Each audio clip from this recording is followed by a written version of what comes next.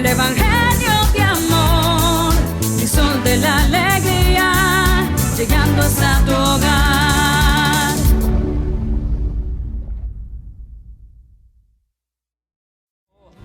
Laica, mística y apóstol, mujer fuerte que pronuncias con amor. Sálvanos, sálvanos, y te ofreces con Jesús, uniéndote con Él sobre la cruz. Laica, mística y apóstol, el Señor te llamó para gritar: sálvanos, sálvanos, y te ofreces con Jesús, uniéndote con Él sobre la cruz.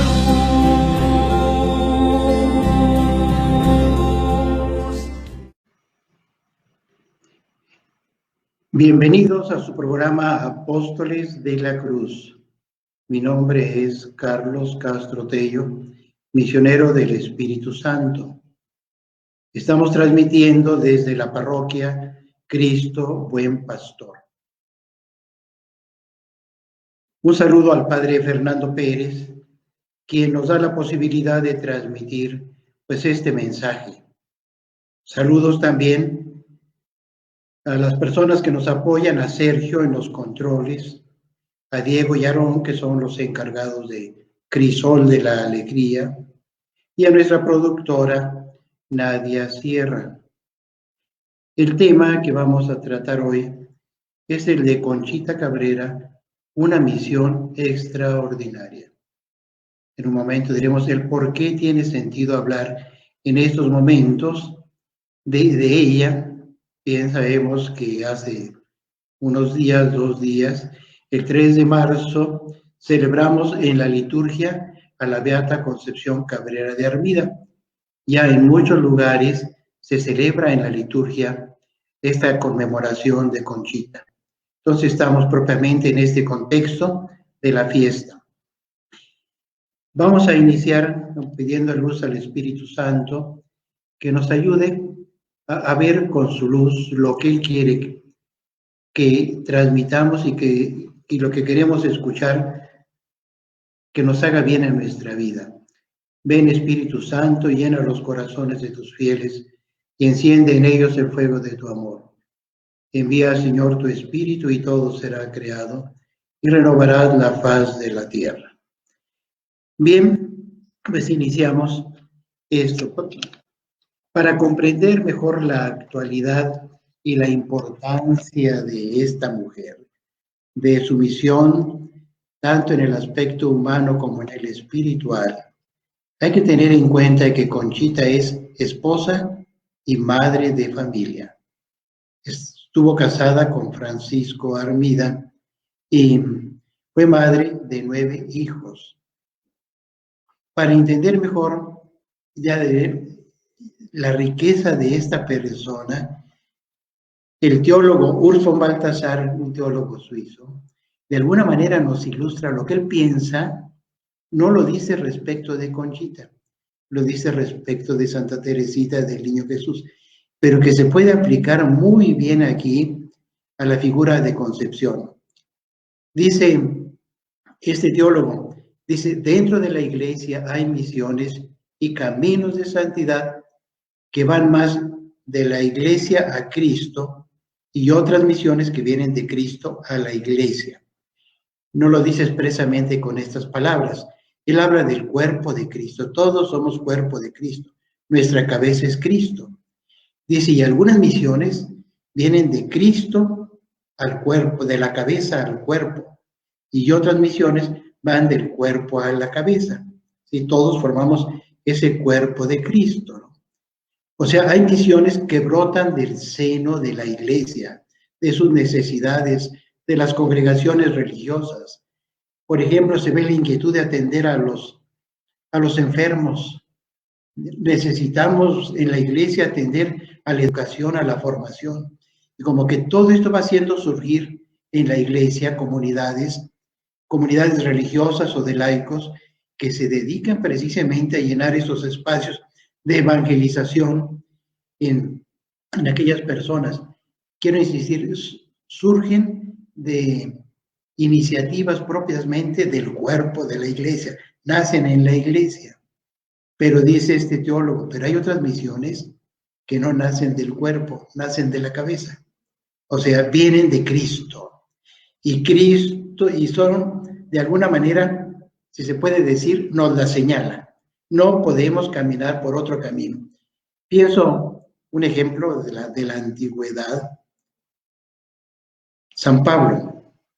San Pablo, él no tuvo la inquietud de ir a evangelizar por todos lados. Él andaba en otras ondas, totalmente diferentes, contrarias a todos estos grupos cristianos.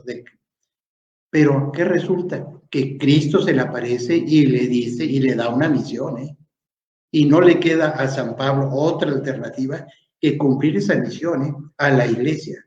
O sea, es una misión que viene directamente de Cristo a San Pablo.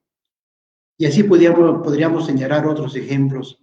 Aún ya desde el Antiguo Testamento, pienso en Jeremías, le dice el Señor, antes de formarte en el seno, yo ya te conocía, te consagré para ser profeta de las naciones.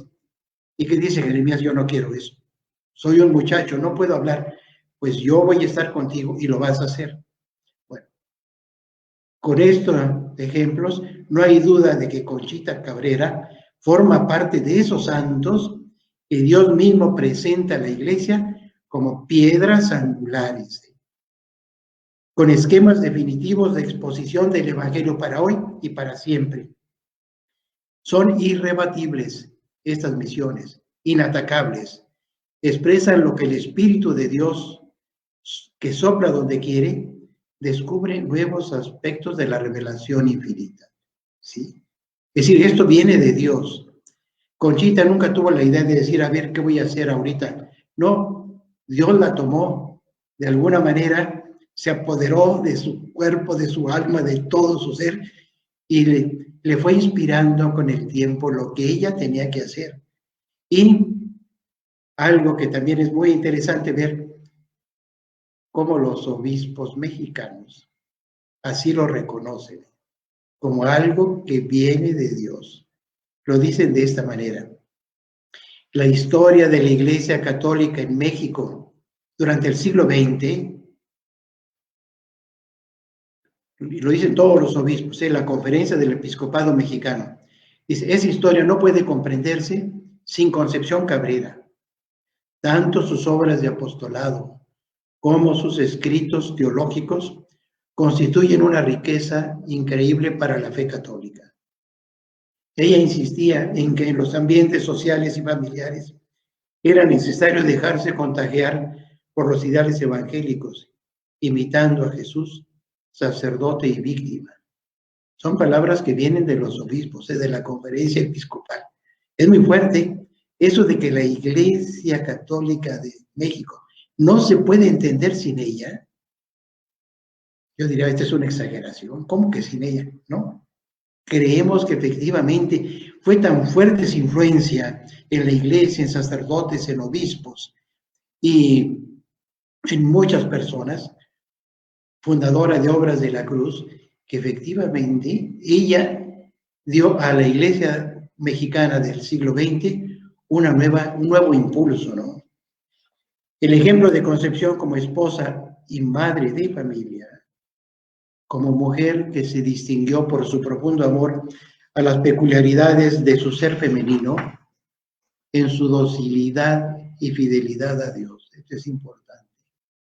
Puede presentarse al mundo de nuestro tiempo, no solo a México, al mundo de nuestro tiempo como un modelo de mujer que la familia, la iglesia y la sociedad necesitan. Eso es decir, como una introducción, ella es una laica, no es una religiosa. Es interesante ver cómo precisamente Dios toma, no a un sacerdote, no a una religiosa, sino a una mujer laica, y sobre todo esposa y madre de familia. Bien, así pues, con la intención de comprender mejor el proceso humano y espiritual de Conchita, Vamos a considerar el tiempo que duró casada con Francisco Armida, periodo que marca el inicio de una gran obra en la Iglesia, el nacimiento de las obras de la cruz. ¿Cuándo nacen las obras de la cruz? En el año 1894. Lleva 10 años de casada. O sea, las obras de la cruz nacen en la familia, en una familia. La familia de Francisco, de Conchita, con 5 hijos ya, que tenían 5 hijos. Ahí nacen estas obras de la cruz, ¿no? El tema es de gran actualidad, como lo hemos dicho. Conchita, esposa y madre, lo voy a repetir en el exceso. La palabra laica no me gusta mucho porque es muy ambigua. Todas las mujeres son laicas, todas. También las religiosas de la cruz son laicas, laicas consagradas. En cambio, esposa, su laicado se expresa como esposa y como madre. Por eso ella transmite un gran mensaje a las familias de nuestro tiempo, que tanto lo necesitan, que tienen que redescubrir su vocación laical como camino de santidad en el matrimonio y en la familia. Es decir, la santidad no está hecha para los religiosos ni para los sacerdotes, para los presbíteros. Todos somos llamados a la santidad, todos, desde nuestro bautismo. Bien, vamos a distinguir en esta vida de Conchita 4 etapas. Primero, como novia. Hay que decir, ¿qué nos dice ella de su noviazgo? Después, como esposa, un poco la relación con su esposo. Después, como viuda. Y también como madre de 9 hijos. Lo vemos, creo que es un tono, creo que es lógico eso por lo que voy a decir después. Primero, como novia. Conchita tenía 13 años cuando se comprometió con Francisco, que tenía 17 años. Yo digo unos adolescentes. Creo yo que en esas épocas era más normal esto, no sé si también hoy. Pero Conchita tenía 13 años, se compromete con Francisco. No contamos aquí la historia de cómo fue todo ese proceso, porque es un programa en el que no tenemos tiempo para desarrollar todo este tema. Una cosa, Conchita nunca le pasó por la cabeza entrar en un convento. Que quede muy claro eso. Nunca le pasó por la cabeza en ese tiempo.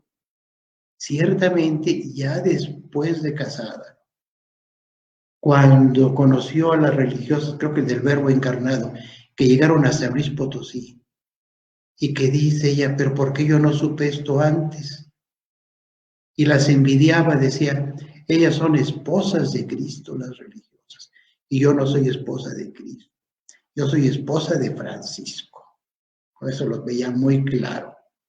No, el Señor le va a hacer entender, está bien, tú no eres mi esposa, eres mi madre. Bueno, eso ya son de sus gracias, la encarnación mística, ¿no? Bien, le dice al Señor, Señor, yo no sirvo para amarte, quiero casarme. Se lo dijo claramente, me quiero casar, y que me des muchos hijos, además, que me des muchos hijos para que ellos te amen mejor que yo. ¿Sí? Tenía, precisamente, veía el motivo de su matrimonio, era también para que se amara más a Jesús. Su noviazgo nunca la inquietó para ser menos de Dios. No, el amor que le tenía a su esposo, pues a su novio, no le inquietaba. Dice aquí que se arreglaba para gustarle a Francisco. Y si iba a los teatros y bailes, era solo para verlo. Lo demás no le importaba. Es más, ni le gustaban mucho los bailes tampoco. Pero si iba a ir Francisco, evidentemente que ella se arreglaba porque quería gustarle a Francisco. Sí, una novia auténtica, Nos dice ella, todos los días iba a comulgar y después a verlo pasar. Podemos entender que entraba a la iglesia, comulgaba, salía de la iglesia y seguramente por ahí pasaría Francisco, porque dice, después a verlo pasar. Su recuerdo no me impedía mis oraciones. Fue un novio muy correcto y respetuoso. Yo siempre lo llevé a Dios. Podemos nosotros deducir, por lo que conocemos de ella, que el Señor la llamó al matrimonio para precisamente mostrar la riqueza del matrimonio y de la vida familiar, y para hacer ver la fecundidad que irradia una mujer que se deja hacer. Así pues, decidió casarse con Francisco Armida, no sin antes haberle expresado a Jesús el motivo de su decisión. Bueno, ya lo escuchamos. Quería casarse, tener muchos hijos que amaran a Jesús. Con estas pinceladas lo dejamos aquí. Esposa. Ella se casa a la edad de 22 años y Francisco tenía 26. El amor por su esposo fue verdadero y sincero. En expresiones de ella fue un amor tan grande, dice ahí, casi inimaginable. El único cariño de mi vida. Yo le diría a Conchita, no exageres. ¿Será verdad lo que estás diciendo? No, pues hay que creerle. El único cariño de mi vida que jamás imaginé que fuera tan grande. El recuerdo de mi esposo y el cariño me ata insensiblemente a este recuerdo. Esto está escrito desde luego después de la muerte de Francisco, ¿no? Y recuerda todo el cariño que le tenía. Ahora, Conchita fue feliz en su matrimonio. Y esto a pesar, hay que decirlo, de las ideas religiosas de la época. El concepto negativo que se tenía del cuerpo humano. El modo de entender el sacrificio y las penitencias. Más la idea de la sexualidad. Se tenía una idea demasiado material del acto conyugal. Se pensaba que este acto apartaba a los esposos de la recepción de la Eucaristía. Así se pensaba. Pero Conchita, mucho más allá de la genitalidad, vamos a decirlo así, fue una mujer amante, totalmente. Quería a Francisco. Yo aquí, en ese tiempo, hubieran sonado muy extrañas las palabras del Papa Francisco respecto de este tema. ¿Qué dice el Papa? La unión sexual vivida de modo humano y santificada por el sacramento es a su vez camino de crecimiento en la vida de la gracia para los esposos. Sí, y hay por ahí otras frases del Papa, creo que es Benedicto, que dicen cómo puede uno llegar a la unión mística, a una identificación con Cristo muy fuerte en el matrimonio. Sí, y esto creo que es muy importante señalarlo. La vida de santidad es para todos. A medida que crecía la familia, también se acrecentaba el amor de Francisco a su esposa. Hay que entender, pues, que era un amor correspondido. Francisco fue el que dijo, es que si no te casas conmigo voy a sufrir mucho. Dice Conchita ahí, yo nunca me imaginé que yo podría causar esos sentimientos, pero no te preocupes, me voy a casar contigo ya. Sí, Francisco realmente la quiso muchísimo. No había placer más grande para él que estar con su mujer y sus hijos. Llegar a su casa, ayudar a su esposa con los niños, jugar con ellos y leerles un cuento. Yo me atrevo a decir que Francisco es santo, pero en fin, pues no, está muy lejos que se introduzca su causa, pero no tenemos documentos para apoyarlo. Pero lo que dice Conchita de él, yo creo que es más que suficiente para decir, oye, fue un hombre que supo vivir en el matrimonio y además en una relación con Dios. Ya cuando Francisco está a punto de morir en la cama, le dice Conchita, está con él, le dice Francisco, oye, ¿ya fuiste a comulgar? Estaba preocupado precisamente ya por estos aspectos espirituales de su esposa que seguramente eran los de él. Dice Conchita, fue tan buen padre que viniendo de su trabajo me ayudaba personalmente a arrullar a los niños y a dormirlos. Su casa y sus hijos eran todo su encanto. Para mí fue siempre un completo modelo de caballerosidad. Los quehaceres de su vida de Conchita como esposa y madre se entretejen en la narración de su cuenta de conciencia. Como bien sabemos, ella tenía un diario espiritual. Lo hizo porque se lo pidió su primer director espiritual, el padre Emil, como diciendo, mira, no es necesario que vengas a decirme todo lo que te está sucediendo, por favor escríbelo. Y aquí lo dialogamos. Creo que este era el modo como los jesuitas dirigían a las personas que se acercaban a ellos en plan de dirección espiritual, como que les pedían hacer su cuenta de conciencia. Pero digo, Conchita escribía, y ahí está mezclado todo, ¿eh? Es un poquito difícil leer la cuenta de conciencia ahí. No podemos leerla de una manera fundamentalista. Cuando leamos un texto, lo primero que hay que preguntarnos, ¿cuándo lo escribió? ¿Qué fecha tiene? ¿Qué estaba viviendo en su familia? ¿Cómo estaba la historia de México? ¿Quién era su director espiritual? Hay que contextualizar, porque de esta manera vamos a entender mucho mejor lo que ella está escribiendo, en qué momento de su vida espiritual iba, porque no es lo mismo escribir en los inicios propiamente de la vida espiritual que cuando ya se está en las altas cumbres de ella. Se escribe de una manera diferente, ¿no? Bueno, dice Conchita esto. Dice que interrumpía. Cuando llegaba su marido, dejaba de escribir. Se dedicaba a atenderlo.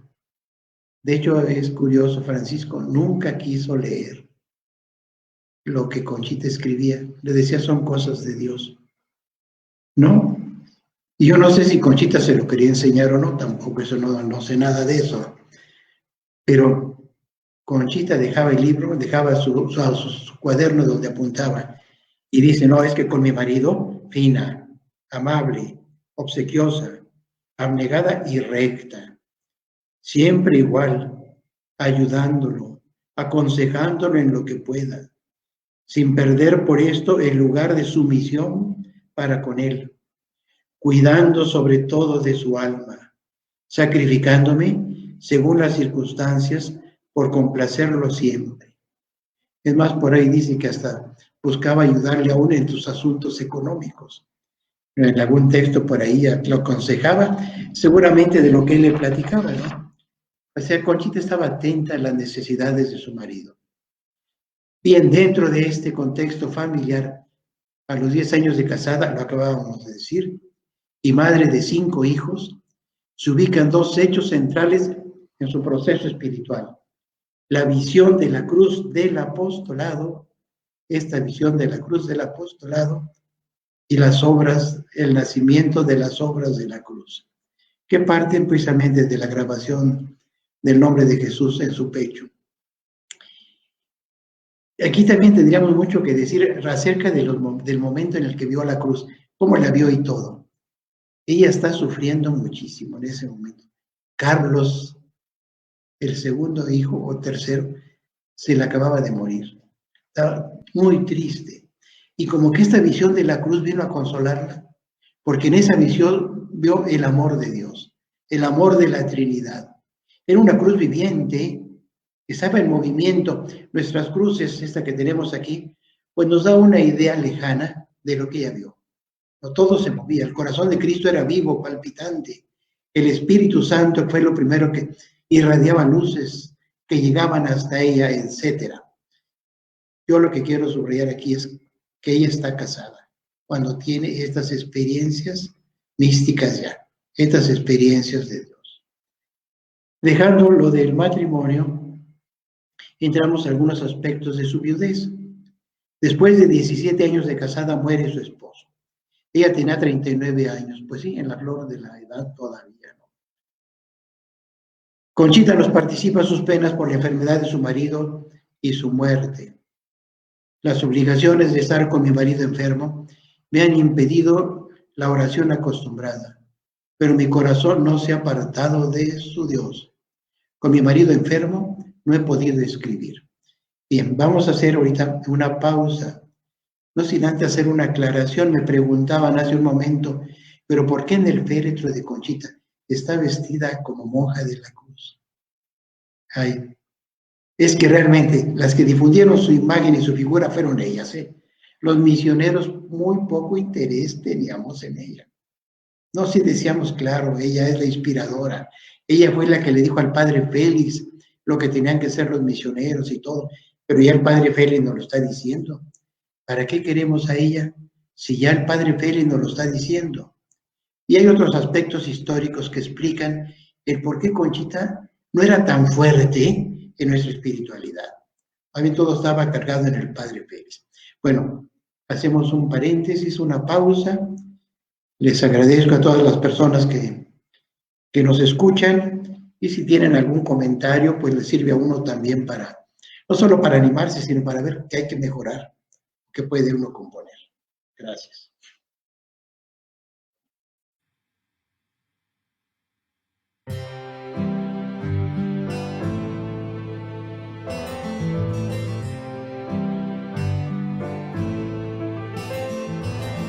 Mujer, esposa y madre, palabras que nos hablan de tu esencia.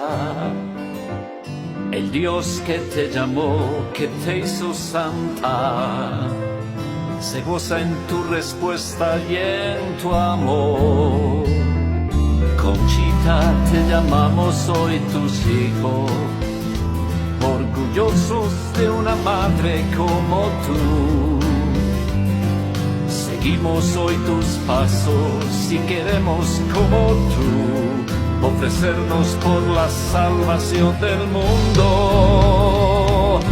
Laica, mística y apóstol, mujer fuerte que pronuncias con amor. Sálvanos, sálvanos, si te ofreces con Jesús, uniéndote con Él sobre la cruz. Laica, mística y apóstol, el Señor te llamó para gritar. Sálvanos, sálvanos, si te ofreces con Jesús, uniéndote con Él sobre la cruz.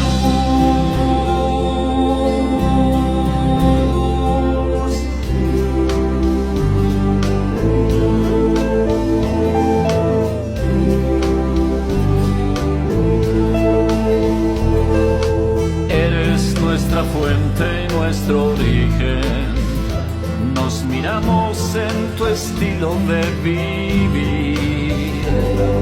Queremos como tú entregar la vida, tomamos de la mano de Jesús. Laica, mística y apóstol, mujer fuerte que pronuncias con amor. Sálvanos, sálvanos, y te ofreces con Jesús, uniéndote con Él sobre la cruz. Laica, mística y apóstol, el Señor te llamó para gritar. Sálvanos, sálvanos, y te ofreces con Jesús, muriéndote con Él sobre la cruz. Laica, mística y apóstol, el Señor te llamó para gritar. Sálvanos, sálvanos, y te ofreces con Jesús, muriéndote con Él sobre la cruz.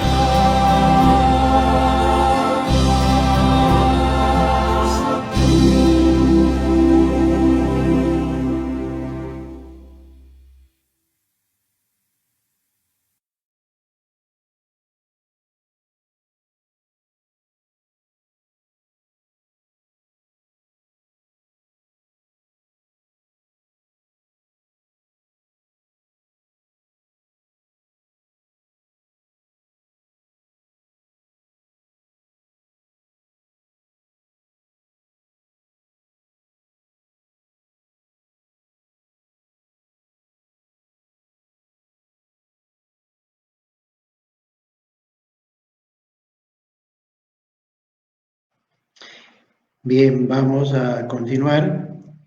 Estábamos entrando en el tema de la viudez de Conchita.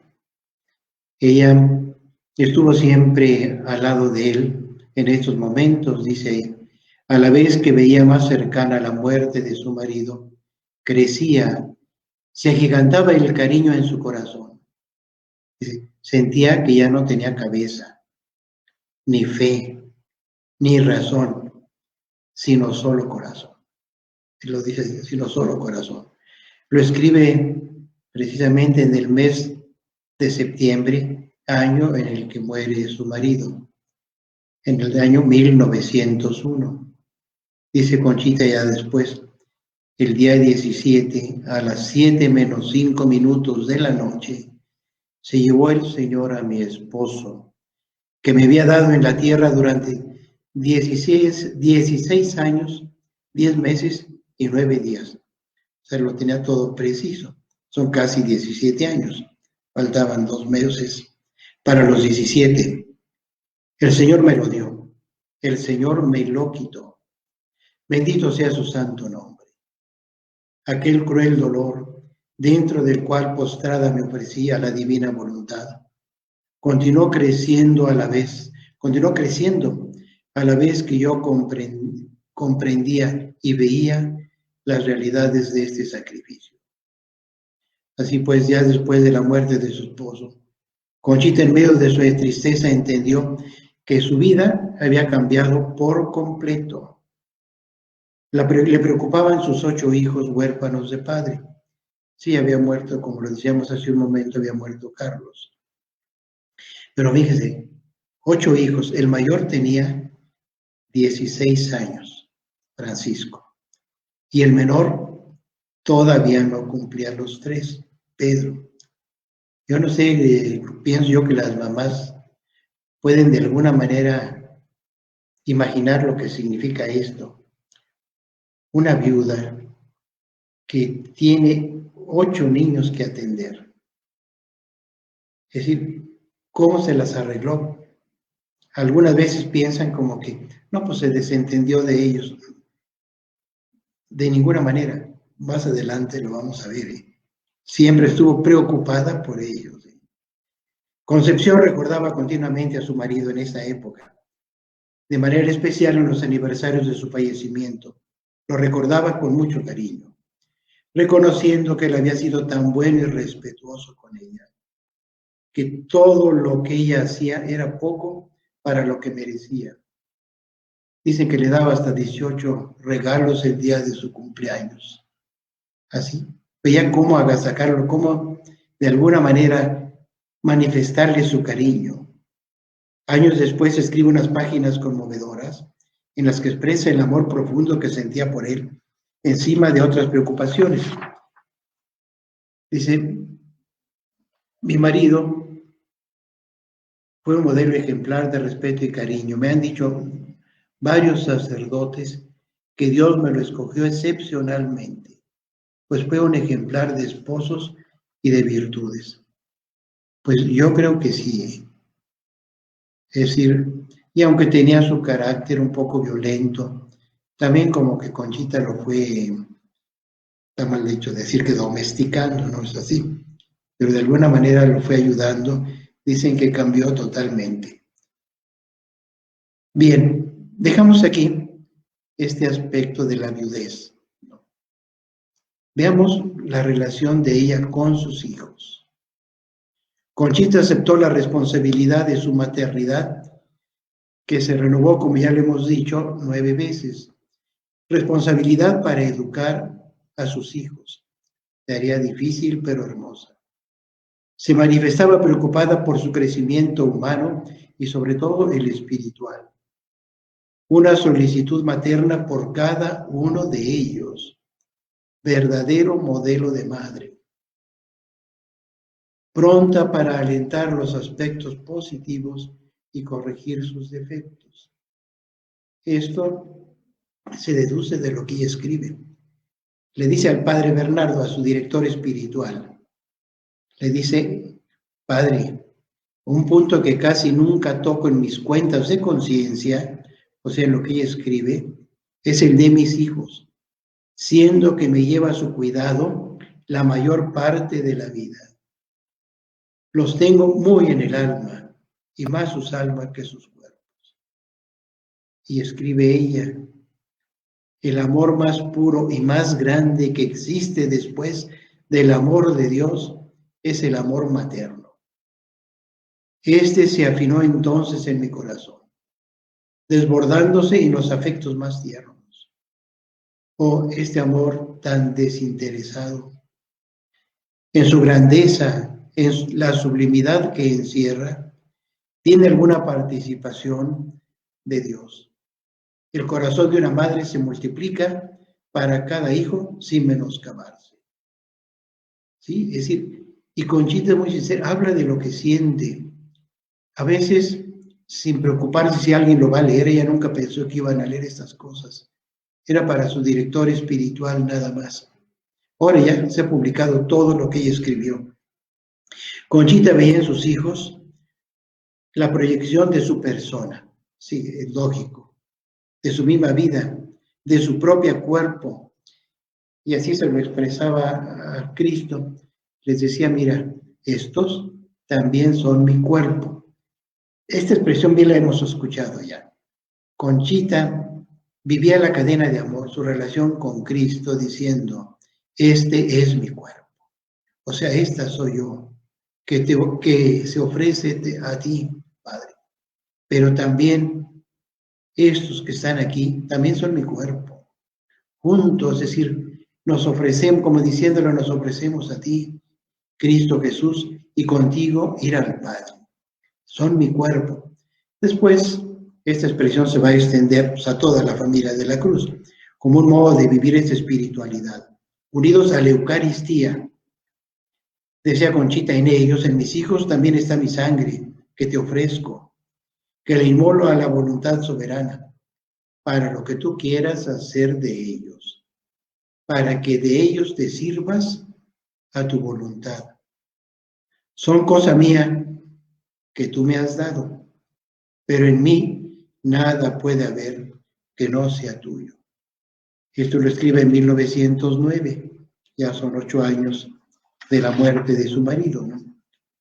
Bien, la esperanza, perdón, me explico.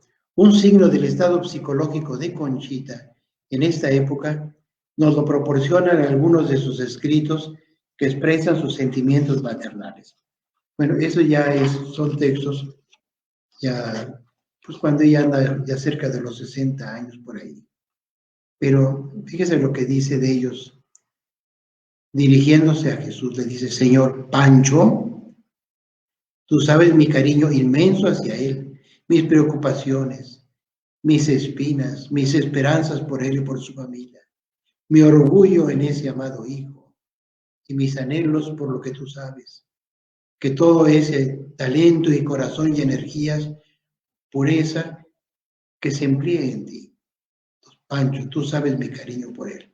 Manuel, Señor, si quieres que vuelva a verlo en la tierra, sabemos que Manuel se había ido, pues lo habían llevado a España, estaba con los jesuitas, se estaba formando para ser jesuita.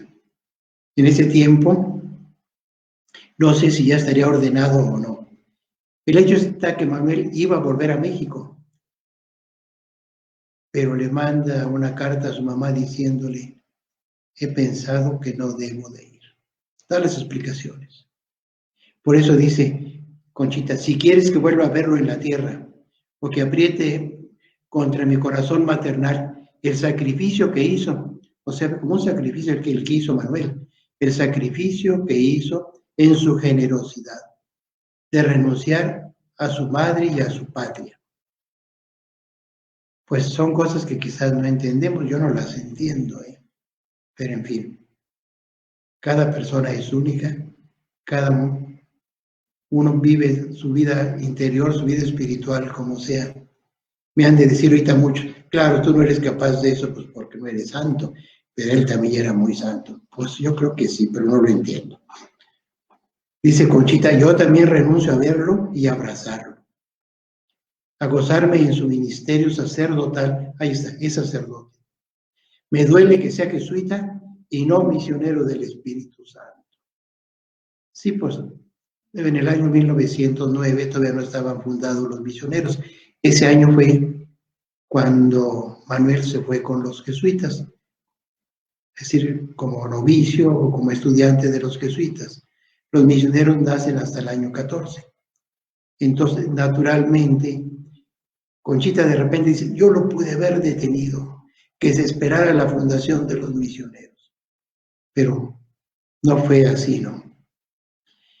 Dice, me duele verlo sufrir en su alma penas interiores de tanto tiempo. Pero por tu amor, divino Jesús, renuncio voluntaria y amorosamente a todo. En él y solo quiero y llamo tu voluntad soberana. Este es el segundo Manuel. Ignacio, ayúdalo, mi Jesús, y guarda su cuerpo y su alma. Yo renuncio a sus confidencias y a sus caricias, porque la madre, cuando los hijos se casan, es un suplemento de ternura. Él es muy cariñoso, es todo corazón, muy obsequioso, dice, lo quiero tanto. Jesús mío, Salvador, solo tú sabes mis dolores y preocupaciones por esa amada alma. Si quieres que se case, bien. Si es tu voluntad que esto no sea, sino que yo luche y sufre y viva con él y para él hasta la muerte, lo quiero. O si quiero solo tu voluntad muy amada, pero sálvalo, que no te ofenda jamás. No podemos aquí hablar de todas las cosas que le hacía Salvador a su mamá. No se las hacía, pues era un joven, realmente, y pues como muchos jóvenes dicen que llegaba a las 6 de la mañana a casa. No, pues, en aquellos tiempos, sí, ahora, y ya como que no llama mucho la atención, aunque el otro día me decían, ay no padre, ahora llegan a las 10 de la mañana. Ah, bueno, yo no sabía eso. Pues sí, le gustaban mucho las fiestas a Salvador, por eso dice, Señor, tú sabes mis preocupaciones por esa amada alma. Y también Lupita, también, Lupe, mi amado Jesús, si tú quieres que viva o muera, que se opere o no, que viva lejos o cerca, de casa y de corazón, que sufra cosas de su carácter, sí, yo quiero lo mismo, no ser comprendida. Yo te ofrezco por adelantado mis penas, susceptibilidades, etcétera, en favor de su alma tan querida. De toda la demás familia, dispón de ella a tu divino beneplácito. Estamos en el año ya 1927. Como digo, ella le faltan 10 años para morir. Si muere de 74, que se quedan en los 64 años de edad. O sea, Conchita vivió tan intensamente esta relación de amor maternal hacia sus hijos, que la proyecta en el amor que le tiene a Jesús. Ella se descubre a sí misma pronunciando con frecuencia la palabra hijo, referida a Jesús. Sí, ya lo decíamos al inicio. Sí, ella estaba rodeada de sus 8 hijos, bueno, en ese tiempo ya 7. Pues como que sentía como que Jesús era también como su hijo, ¿no? Y sobre todo que habiendo recibido esa gracia de unión transformante, así se puede llamar, de identificación con Cristo en las cumbres de la vida espiritual. Ella siente que Jesús, no siente, Jesús está en ella, miren como está en todos nosotros, desde nuestro bautismo. Nada más que en ese tiempo no estaba la teología del bautismo no era muy común, pero Cristo está en nosotros desde nuestro bautismo. Ahora, esa presencia de Cristo, podemos decir, va naciendo en nuestro corazón, en nuestro espíritu, si nos dejamos hacer, si nos dejamos llevar por el Espíritu Santo, si somos dóciles a sus inspiraciones. O sea, va creciendo la vida interior, la vida espiritual. Y si es así, llega un momento en el que uno se identifica con Cristo, en tal forma que uno puede decir, Jesús, eres mío, yo soy tuyo. Conchita le decía, tú eres mi hijo, tú eres mi hijo, ¿sí? En ese aspecto espiritual. O sea, una identificación muy grande con él. Es lo que en ese tiempo se llamó la encarnación mística. Tiempo después, ella entendió lo que estoy diciendo. Le dice Jesús en una cosa, mira, Desde tu bautismo se engendró en tu alma la vida de Dios, el germen de la encarnación mística. ¿Sí? Como que eso debemos de tenerlo en cuenta, aún para entender mejor esa expresión. ¿Sí? Es un modo de expresar una unión íntima, intensa con Jesucristo, ¿no? Por eso ella se descubre a sí misma, a veces diciéndole hijo. Y luego le da pena por decirle de esa manera. Pero Monseñor Martínez le dice, dígale así. Le insiste en que no ponga límites a su amor, a sus martirios maternales, para que de esta manera su maternidad sea más perfecta. Monseñor le exhorta a romper el dique que contenía su amor maternal y que ahora se estaba derramando el torrente de su ternura maternal. Y eso es lo que la caracteriza. Ella es madre, esto es evidentemente. Madre biológicamente, en primer lugar de sus hijos, pero es madre de las obras de la cruz, de las 5 obras, es decir, del apostolado de la cruz, de las religiosas de la cruz, de la alianza de amor, de la fraternidad de Cristo sacerdote y de los misioneros del Espíritu Santo. Estas obras van haciendo a lo largo de 20 años. La primera de ellas, el apostolado de la cruz, en 1875. Sí. O sea, ella en 1894 a 1895. Y 2 años después nacen las Madres de la Cruz. Y ya después de muerto su marido, en el año 1909-1910, la Alianza de Amor, en el 11, la Fraternidad de Cristo Sacerdote, y en el 14, los Misioneros del Espíritu Santo. Pero todo este movimiento fundacional parte de, precisamente, de la visión de la cruz del apostolado y de que ella se marca en su cuerpo el nombre de Jesús. Bien, Monseñor Martínez le dice, ser madre. En estas 2 palabras se contienen todos los designios de Dios sobre usted. Estas 2 palabras, o sea, ser madre, constituyen el ideal de Dios sobre su alma. Como Dios creó a algunos para ser mártires, o doctores, o sacerdotes, a usted la creó Dios para ser madre. Y toda su preocupación, todos sus esfuerzos deben dirigirse a esto, a ser madre con todo lo que encierra esta divina palabra. Eso fue lo característico en ella, ser madre. Bien, aquí terminaríamos en el plan presentado, pues esta primera parte, podemos decir, de su vida maternal, esponsal, de novia, de viuda. Luego sigue una segunda parte que por el tiempo no la vamos a poder tratar, pero que correspondería más al título que le habíamos puesto, Conchita, una misión extraordinaria. Sí. Bueno, ya la misión que tuvo en la familia es extraordinaria, pero faltaría la misión que ella tuvo en la iglesia, ¿no? Todas dependiendo de su ser maternal. De ahí depende todo, ¿eh? Nuestro Señor le va a ir indicando la extensión de su maternidad, cómo abarca todas las almas de una manera o de otra a las que pertenecen a las obras de la cruz. Si es madre de las obras de la cruz. Y ahora le he revelado que por el carácter eminentemente sacerdotal de su misión, lo que tendríamos que ver en qué consistió esta misión sacerdotal, dice, abarca también a los sacerdotes. ¿Sí? Tuvo una preocupación muy grande por los sacerdotes, de ahí que pues continuamente pedimos por los sacerdotes, se necesita.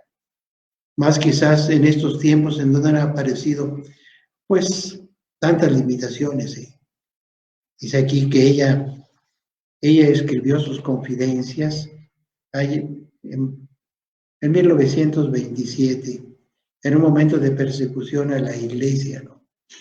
Dice que son páginas llenas de calor y de fuego sobre la vida, la dignidad, la santidad del sacerdote, como también acerca de sus miserias. ¿Sí? Conchita es consciente de las miserias, por eso veía que había que pedir por los sacerdotes, pero que sean escritas con un infinito respeto y amor. Bien. Pues ahí nos dejó ella ese legado. Antes de terminar, nos quedarían, yo entiendo, aquí con unos 5 minutos. También alguien ya lo decía hace un momento, de que por qué en el féretro, en el ataúd donde está vestida de religiosa de la cruz. Fueron las madres las que realmente siempre la han sentido como madre, ¿no?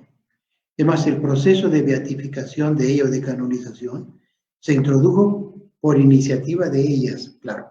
Los misioneros estuvimos de acuerdo, digo yo no estaba en ese tiempo, estaban de acuerdo, y sobre todo Monseñor Martínez.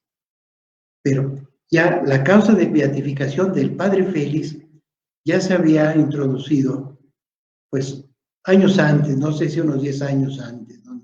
Ahorita no puedo precisar cuánto, pero fue antes. Y realmente era lo que a los misioneros les interesaba, lógico que era la beatificación y canonización del padre Félix, nuestro formador.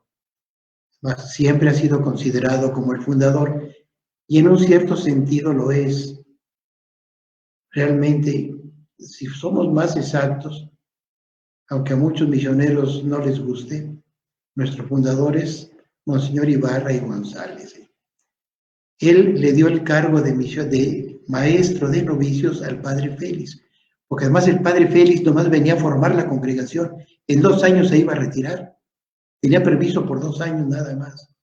Bueno, esto es secundario ahorita. No se desconoce el gran valor que tuvo el padre Félix al darle cauce a la congregación. Y cuando llega su proceso para hacerlo venerable en Roma, a mí como me tocó vivir eso, nos hablan, el que era encargado de las causas en ese momento, por cierto ya falleció, padre Gabriel Ledesma, sí, nos comunica, ¿saben qué? Que se detuvo la causa de beatificación del padre Félix. Hay mucha inquietud, necesitan más datos aquí, están inquietos por saber quién era esa señora, Concepción Cabrera de Armida. ¿Quién era ella ahí? Y empiezan a poner así ciertas dudas. ¿Cómo estaría la afectividad del padre Félix? ¿Cómo estaba esa relación? Además, me parece que fue un hombre muy crédulo. ¿Cómo? ¿Creía en unas revelaciones? Es extraño todo esto. Y luego, qué imprudencia la del padre Félix. Por él se hizo la división en las religiosas de la cruz. ¿Sí? Como bien sabemos, se separaron 14 de las 21, quedaron 7 nada más. Dicen que era por imprudencia y bueno, y no sé, otros 2 hasta desobedientes lo tratan ahí. Hubo que responder a esas objeciones. Digo, no puedo adornarme, yo no respondí, pero yo tuve que formar un equipo porque el padre Melesio Picasso, que era el superior general, me encargó. Forma un equipo que dé respuesta a estas observaciones. Claro, se dio respuesta, no había problema, todo se solucionó. Pero esto nos hace ver el por qué, como que Conchita no era totalmente metida en la congregación. Si hay unos padres, hay que reconocerlos, Nacho Navarro, el padre Guadalupe Treviño, Roberto de la Rosa, bueno, habrá otros más, Tomás Falo, sí, ellos eran de Conchita, totalmente Conchita. Y como que no les gustaba tanto el padre Félix. Digo, no quiero exagerar, a lo mejor sí, pero ellos estaban enamorados de Conchita Cabrera. Bien, es más, el primero extraño, un padre dominico, Filipón, es más, el que se enamora de Conchita, se viene a México a estudiarla. Y nos dice, es una gran santa la que tienen aquí. Así se los dijo a sus hijos que conoció. Oigan, su madre era una gran santa. Dicen ellos, o santa o no, no sabemos. Pero eso sí, la mejor de las madres que ha habido. ¿sí? Los hijos estaban también encantados con esa madre que habían tenido. Y el padre Filippo, que vio unas fotografías de Conchita vestida de religiosa de la cruz, dice, esto quítenlo, no lo publiquen, porque parecía la imagen de ella no es religiosa, ella es laica. Pero de todas maneras, pues las monjitas de la cruz no se aguantaron, y en el féretro ya la revistieron de monjitas de la cruz. Está bien, pero alguien me decía que había que aclarar esto, ¿por qué muere como religiosa de la cruz? En un cierto sentido, sí muere como religiosa de la cruz, como se acostumbraban en aquellos tiempos los votos privados, que en artículo mortis decían, es decir, como que valían. Es más, hay algunos padres que mueren como misioneros del Espíritu Santo, obispos, sin haber estado con nosotros, como Ibarra, como Martínez. Son misioneros del Espíritu Santo porque hicieron unos votos para la hora de la muerte. Y Conchita, desde ese punto de vista, podemos decir que también tenía sus votos también como religiosa, ¿no? Pero ella, su vida fue una vida laical. Bien, pues el tiempo se nos termina. Vamos pues en otra ocasión a hablar más de esta misión de Conchita. Bien, me llegan aquí algunos saludos desde Monterrey, un lugar que quiero mucho, que me entusiasmó más con las obras de la cruz. Esta es Lucy. También Mariana Mora, qué gusto verlo, padre. Qué bueno que está usted bien. Si alguien decía que qué pasaba, que por qué ayer no había hablado, seguramente ya le dio el COVID. No, gracias a Dios no me ha dado y espero que no nos dé ninguno de la comunidad. Bueno, Blanca, muchas gracias por tus saludos. Norma y Yadira también, ¿eh? Aquí me pone todo un recado. Se los agradezco mucho por todo esto. A Ana Latorre. Bueno, no voy a decir nada porque se van a enojar aquí sus compañeras, ¿no? Como ella es maestra, mira. Luego lo extrañamos, aquí, el COC, así me lo pone. Saludos, Padre Carlos, gracias. Georgina también del COC, ya. Gracias por compartir todo lo que usted sabe. Fina García, hola, muchos saludos y bendiciones. Bien, saludos, Gusto Paibón, también, claro, del apostolado sacerdotal, saludos afectuosos, de Ceci de la Cruz. Bueno, pues muchas gracias a todos ustedes, también del apostolado de la Cruz de Culiacán, gusto escucharlo y verlo en su charla. Gracias por su hermosa plática, lo dice Norma Ramírez. Bien, pues Karina de Alba, también gracias Karina por tus saludos, igualmente. Julio Briceño, gracias por explicar un poco cómo se obtuvieron las reliquias de primer grado, gotas de sangre de Conchita. Ahorita no lo puedo hacer por el tiempo, ya me lo preguntaron, pero voy a informarme bien, y en la próxima ocasión se los digo. Olga García, también qué gusto verlo por medio de lo extrañamos. Hola, padre. Rosy, a Rosy Carrillo también del COC. Lucero Hernández. Ándale, gracias, padre Carlitos. Uy, qué afectivo. Muy interesante su plática. Leti, saludos, excelente explicación. Gracias por todo esto.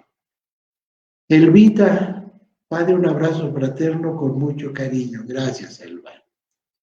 Otra vez Julio Briceño, muchas gracias por la plática. Lo escuchamos, desde Cancún. Pues muchas gracias por esto. Rosalía Pérez también, me desean bendiciones. Yo también les deseo a todas las personas que Dios las bendiga. La familia de la Cruz de Monterrey. Bien, pues un caluroso saludo. Daniel Montoya, gran aprendizaje, padre. Soy del SEC, qué bueno. El SEC también es de la familia de la Cruz, por supuesto, fundado por el padre Luis Manuel. Noemí Rodríguez, saludos y bendiciones desde Sabinas, Hidalgo. Cintia Preciado, ¿de qué murió Conchita? Bien, pues yo, vamos a decir en primer lugar que de edad, pero ya tenía muchos achaques la pobre, así de, no puedo ahorita precisar exactamente de qué, para no decir. Bueno, pues muchas gracias, que el Señor los bendiga, que el Espíritu Santo, fuente de toda santidad, les comunique su espíritu, se comunique su amor y las bendiga el Padre, el Hijo y el Espíritu Santo. Amén. Muchas gracias y que Dios los bendiga.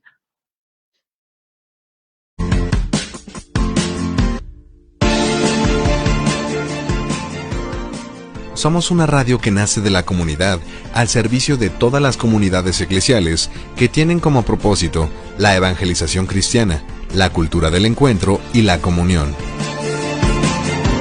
Estamos presentes a nivel local, regional, nacional e internacional y contamos con enlaces de radios en Latinoamérica y el Caribe. También emisoras culturales y Radio Vaticano.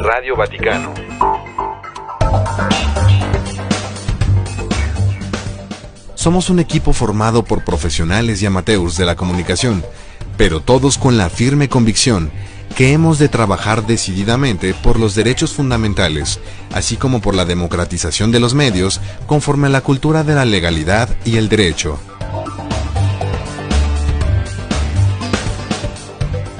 Radio Crisol de la Alegría nace en Monterrey, Nuevo León, México, para llegar a todo el mundo a través de las redes. Nuestra infraestructura sigue creciendo a gran velocidad en todo el país. Estamos desarrollando la comunicación de vanguardia. Nuestra producción es la gente y para la gente, y nuestros audios y podcasts son compartidos de manera permanente por inbox a nivel internacional. Escúchanos en www.radiocrisoldelalegría.com y descarga nuestra app.